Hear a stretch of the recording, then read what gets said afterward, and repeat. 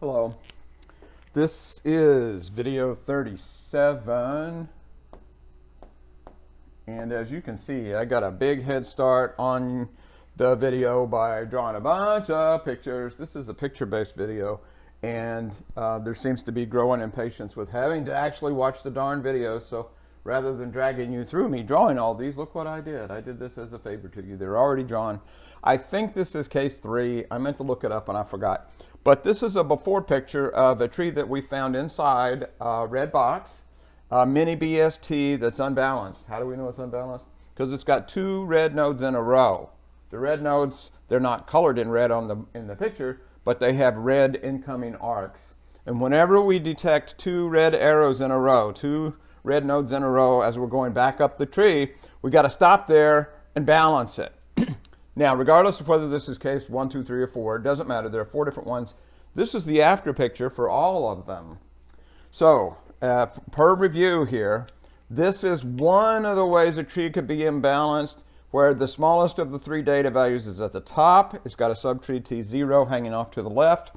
Its right child is the largest data value, D2. D2, back to the left, has the middle data value, D1.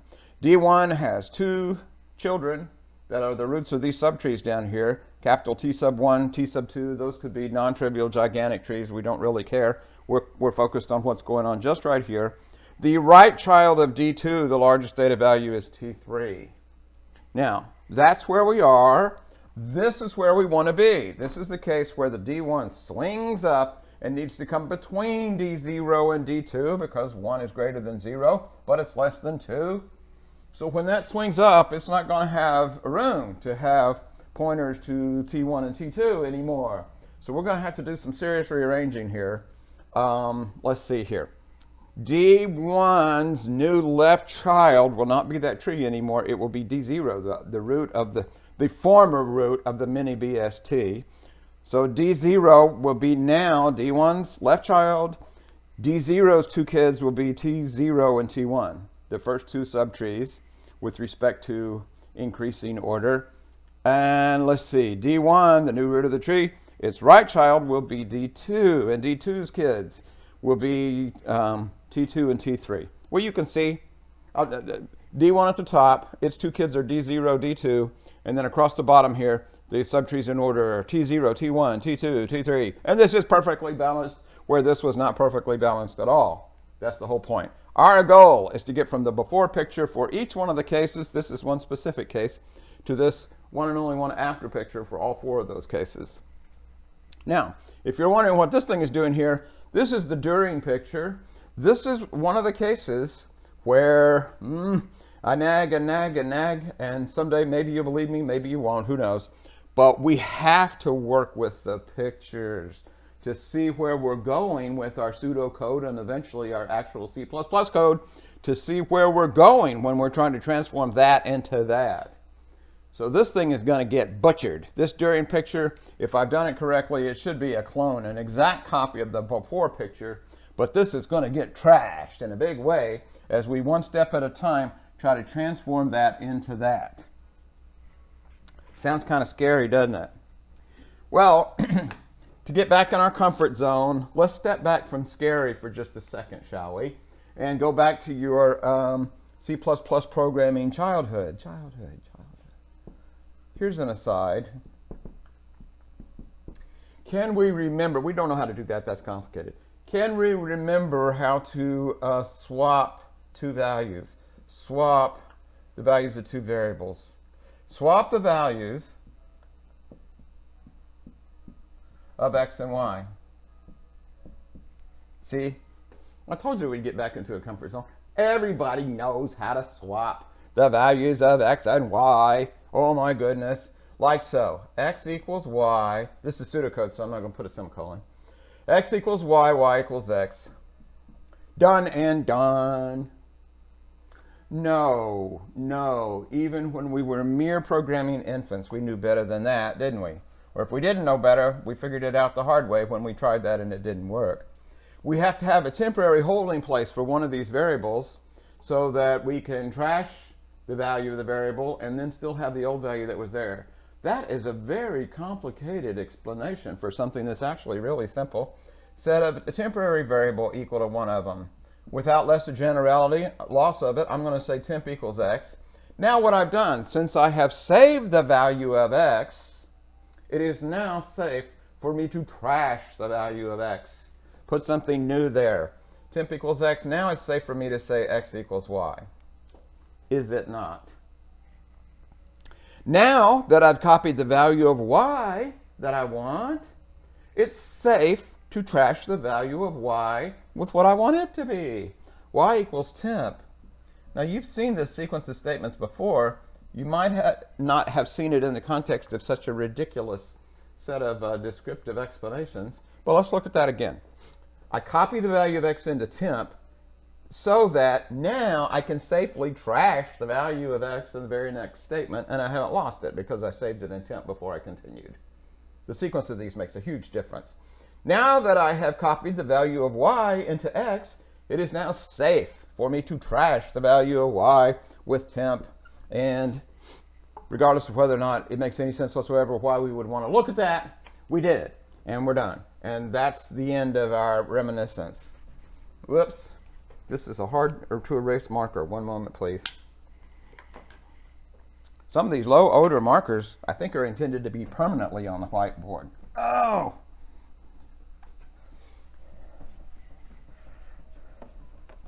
Good thing I haven't let my gym membership lapse.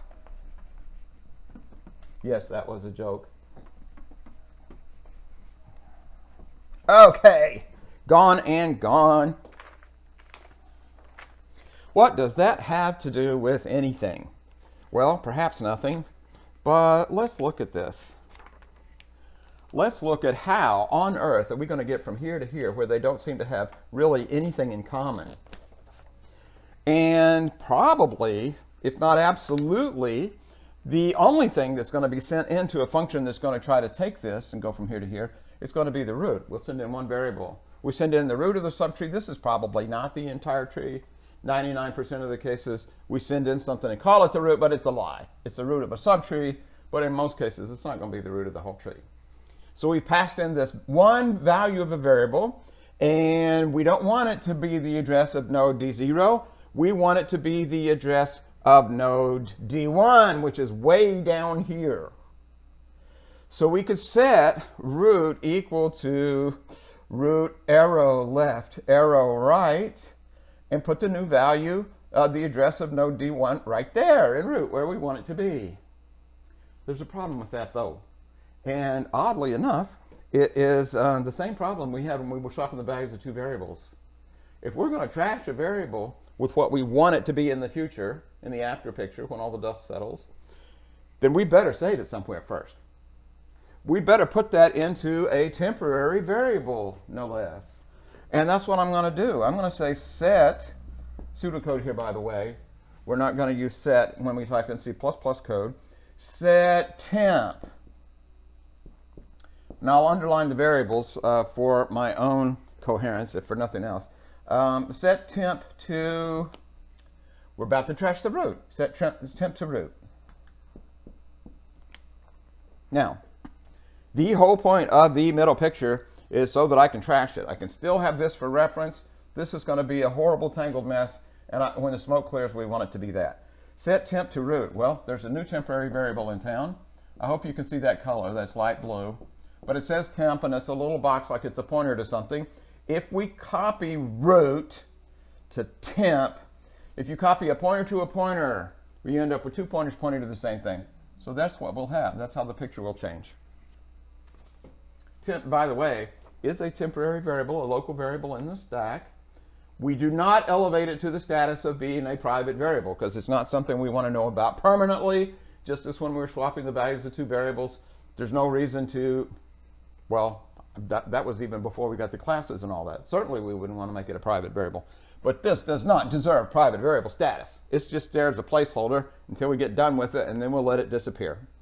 Talk and talk and talk and talk. Let's keep going. Now, what have I done? I've set temp equal to root. What does that do for me? Well, just a swapping two. I'm going to quit referring to that swapping two values. I'm going to focus on what we're doing right now, but I'm going to say it one more time. Since we have now copied the value of root to a safe place, it is now safe to set root to what we want it to really be. We want root not to be the address of D0, we want it to be the address of D1. We want it to point down here, for crying out loud. How can we make that happen? Well, it's going to be another set statement. Set root, because it's safe to trash it now, just like that other example I wasn't going to mention anymore. Set root to, now we got to find it. We want it to be the address of D1. And yes, I do have to keep referring to the picture myself, or this is not going to make any sense. Then the question becomes, how do I get a hold of the address of D1? Well, somebody knows it because somebody's pointing at it. It's somebody's left child, and that is temp, our new pointer here. That's their right child. Now, if I've done all the math correctly with the arrows here, that should be temp, arrow, right. Here we are, temp, arrow, right, arrow, follow that arrow, and then get that value right there. We want the copy of this red arrow. We don't want to follow it, we want a copy of it because we want another pointer to point to D1. So it's going to be temp, arrow, right, arrow, left. Double check me on that so I don't have to do this video all over again. Temp, arrow, right, arrow, left. We want to get a copy of that little left child pointer right there and put that into root. And when we do that, look what happens. We're copying an arrow to another pointer variable. When we do that, we get two pointer variables point to the same thing. Now then, I guess we need to set up, for each one we're going to have to do that with, we'll need a temp 2, a temp 3, maybe an array of temp pointers. There I go again. Man, you just can't believe anything I say the first time. I'll have to go back and cancel that out. No, it really is just like that other example, and I just can't help mentioning it. Now that I have copied temp, arrow, right, arrow, left, temp, arrow, right, arrow, left. Now that I've copied that pointer variable right there into some other safe place, I don't need two arrows pointing to that anymore. Let's go ahead and make D2 left point to what it needs to point at in the final picture. So I'm not even going to look and see where I'm going, but I know it's safe to set this to something new now. See how this is going to work? Set temp, arrow right, arrow left to something. Set it to, now I need to start paying attention. Temp, arrow right, arrow left, temp, arrow right, arrow left. This thing right here, this left child pointer in D2, it needs to point at subtree T2 rather than pointing at node D1.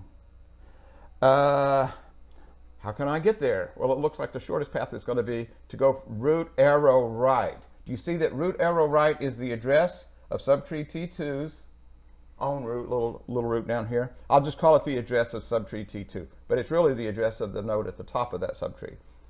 Lost my place. Root arrow right holds the address of subtree T2. And I want that address to be in D2's left child pointer. So temp, arrow right, arrow left. That thing right there, set that to root arrow right.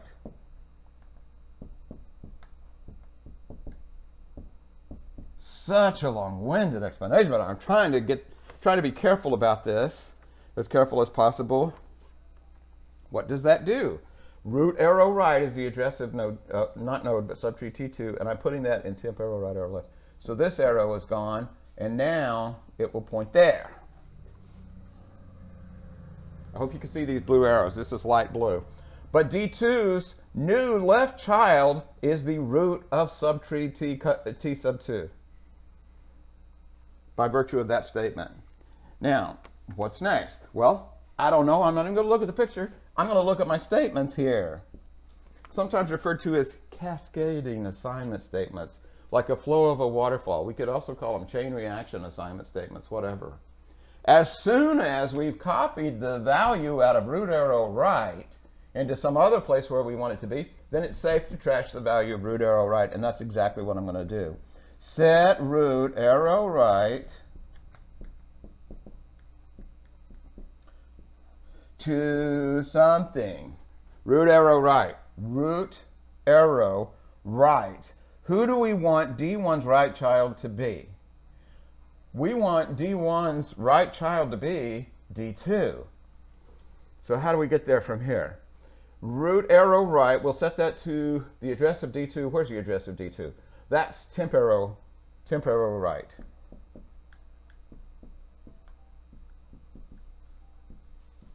You know what? I would strongly recommend that after you watch this, and even if you're just blindly copying all this down, that you go back and start with the before picture and do these one at a time and see whether, wouldn't it be funny? Wouldn't it be fun for you to find out that I messed up?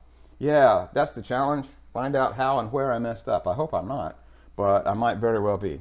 Okay, temp arrow right. Temp arrow right is the address of D2. We just now put that into root arrow right. Root arrow right.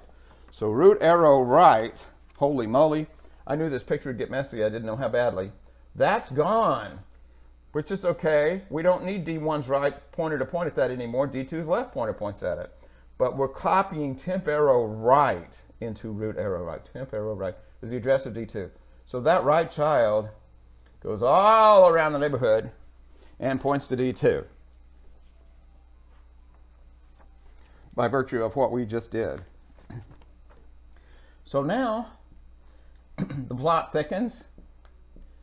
Not a whole lot. I mean, it's fairly predictable. We're going to set temp arrow right to something now because it is safe to do so. We've already got the value out of it that we need. So now we can set it to what we want that to be in the after picture. Set temp arrow right, which will be D0's right child. Who do we want D0's right child to be? We want it to be D1. T1, excuse me. Let me say that again. Temp arrow right. Temp arrow right. Who do we want D0's right child to be? In the after picture, the afterlife over here, we want D0's right child to be T1. So now it becomes a question of, where do we find the address of T1? I spy it's D1's left child. So I got to grab D1's left child, which is root arrow left.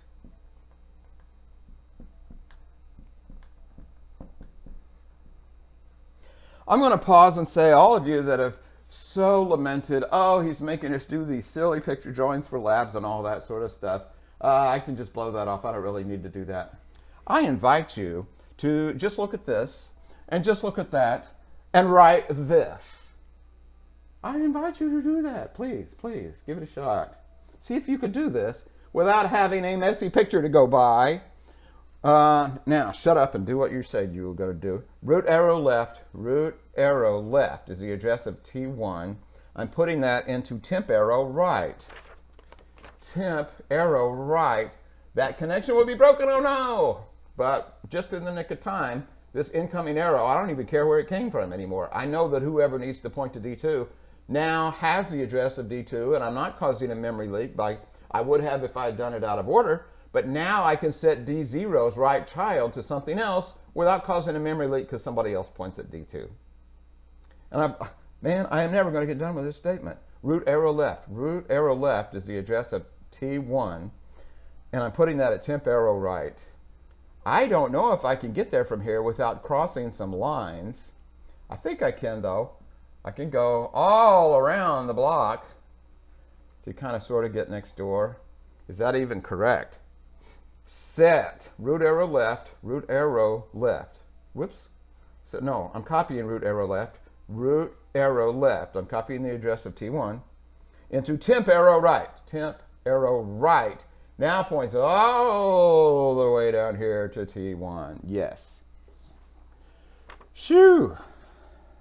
This is a challenge for me. Can I draw that whole thing without any arrows crossing?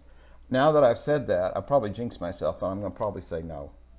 Set root arrow left.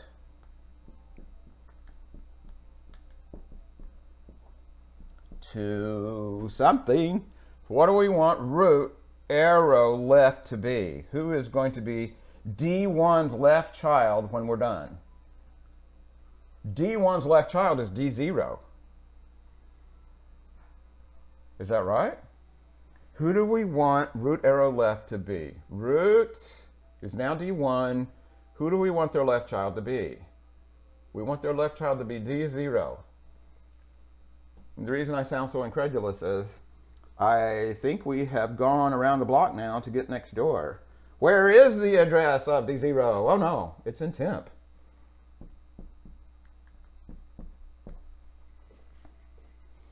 One, two, three, four, five, six different pointers got changed.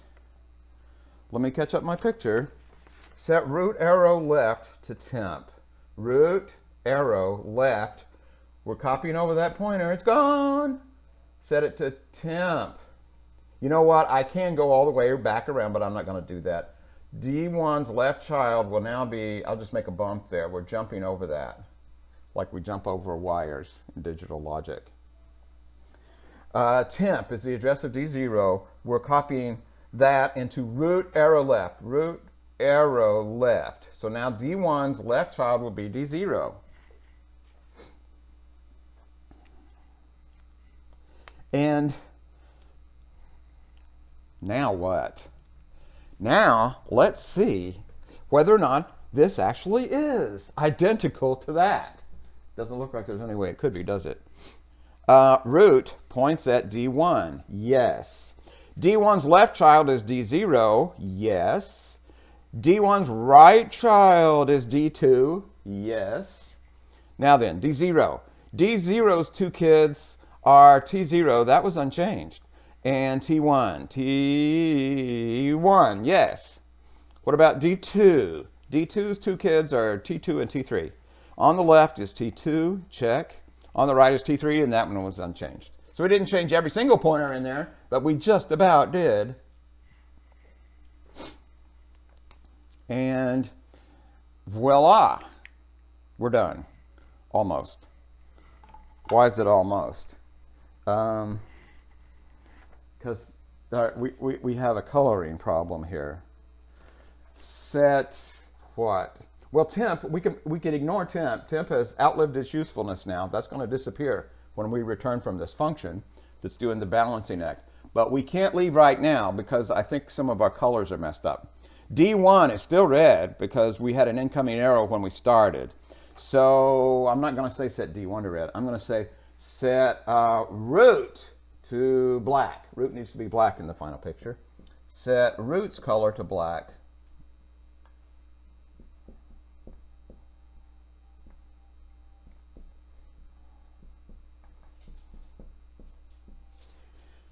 And if I recall, which is an if with a capital I, somebody else is the wrong color in here.